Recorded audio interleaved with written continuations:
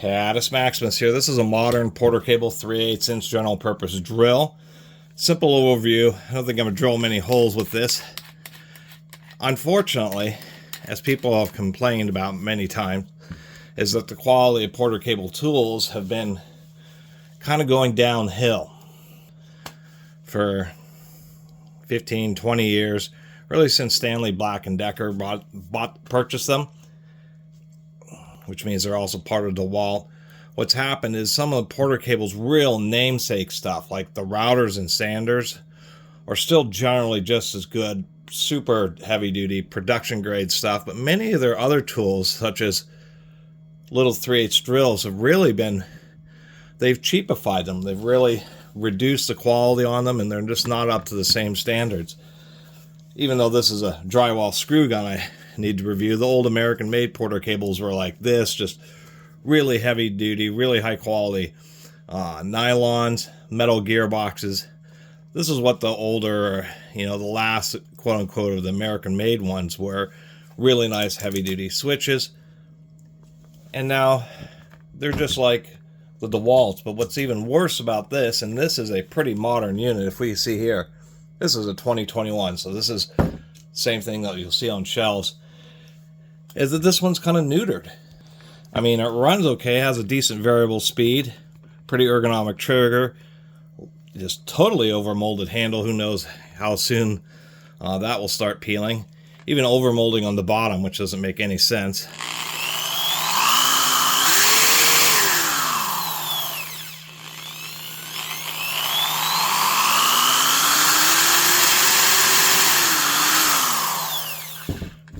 Pretty good linearity out of the variable speed, but we can see here this is a PC600D, the 6.5 amps. This is even a Type 2 at 2500 RPM, which has become the standard for these kind of drills.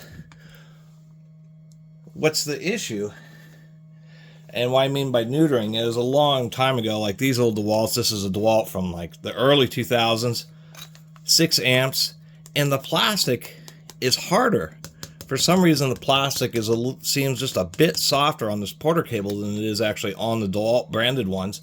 The internals are exactly the same. You can swap the chuck and gear between both of these drills, but they did do a different molding for the trigger and for the body for the Porter Cable branded ones.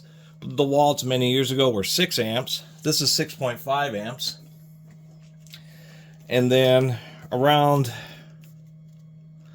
I think, the 2010s or so, this unit here is from 2011. They moved up to 7 amps, so already more powerful than the Porter Cable. And the more modern ones after about 2015 of these, in this case the DWD 110, are 8 amps. So now the DeWalts are much more powerful than the Porter Cables, even though they're both supposed to be the same quality. And that's what people have been complaining about, is this is an example of that, where the plastic doesn't seem to be quite as good. And it's just lacking in power because they're focusing more on selling the DeWalt branded drills and that's why they have the bigger motors. And so the only real good Porter Cable stuff is their big expensive items, once again, like their routers. And another issue I had is I had already done this video and forgot to click, or I paused it at some point and forgot to click record. But I was noticing that when I took it apart, the screws seemed pretty loose, or just not very tight compared to like the DeWalts.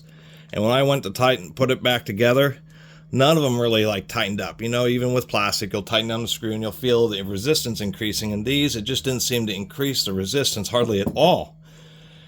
And it was stripping out the plastic. It was really bad up here, so I actually replaced these 2 screws with slightly larger ones. So here's the screw I just pulled out of there. That's one of the original ones. And we can see the big issue is that there's just hardly any thread. I mean, decent quality plastic screws are going to have, there we go, thick, chunky threads. Really high quality ones will have like extra tall kind of interleaf threads like this. But for some reason, they decided to really chintz out and just have super shallow threads on really pretty thin plastic, causing it to strip out. We'll do a quick look inside because I'm going to end up trying to replace some of the screws, although it's not a big deal. I already did put a little bit of extra grease. Otherwise, internally, this is exactly the same as the DeWalts. Get a flashlight here, but this is whole gear setup and everything. You know, at least it isn't so cheesy that they're not using ball bearings. So at least they still have all ball bearings, a larger one at the front of the spindle, smaller on the back, and then of course dual ball bearings on the motor. It's just a steel shielded on the back of the motor, but it is in this whole sealed pocket, which has, you know, a lip from the other side of the case, so it's actually pretty well protected. And I think that's the reason for the corrugation there at the back of the motor, that little insulator, is just to create a little turbulence, prevent less dust from getting in there. Same spiral clock springs. Really just a real basic setup. Takes the same brushes. Nothing special there. And of course on the trigger switch here,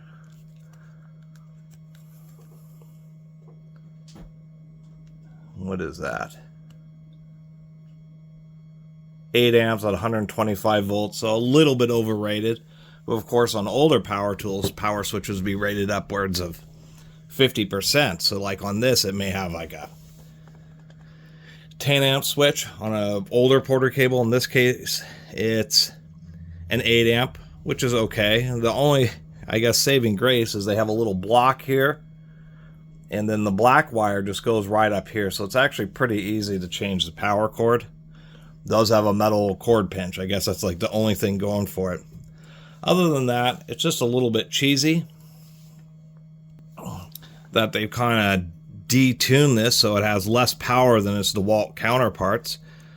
Especially in 2021, the DeWalts had significantly more power. And the fact that for some reason they really chinsed out on screws that have just almost no threads. They just strip out. I mean, the problem with screws that have no threads like this is not just when you are putting grease in it and having to be super careful not to over torque them, but it's the fact that just through use, they'll end up stretching through expansion and contraction, torquing on the chuck. And so that's why, you know, I ended up using, you know, if we compare the two screws I put into the front of the chuck are on the left, and this is on the right, because these are already stripped out. Now this is bigger diameter and thicker teeth, so it gets a good grip. So that's the big disappointment about these more modern Porter cables. They are all ball bearing construction. You know, the chuck on them seems pretty decent. I kind of like this design, or the chunkiness of it. But other than that, it's just, they kind of just decide that the cheaper Porter cable tools are going to be more hardware store items. They're going to be decent quality, but not quite as good as the DeWalts. And it's, you know, I don't even think my cat approves, to tell you the truth. Anyway, don't lick on the grease. Or she's not licking grease. Don't want her. Anyway, that's my opinion of this drill. I mean, maybe it's $10 cheaper than the DeWalt, but it's just kind of disappointing.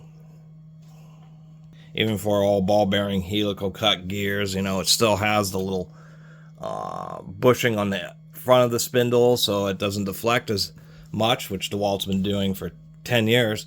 It just sucks that they gave it a weak motor and weak screws and seemingly softer, you know, seemingly softer plastic on the body. Even though it does say that it's PA6 glass fiber 30%, so it's nylon. It seems like it's recycled nylon or something like that. Anyway, really appreciate everybody who's been watching. See you next time.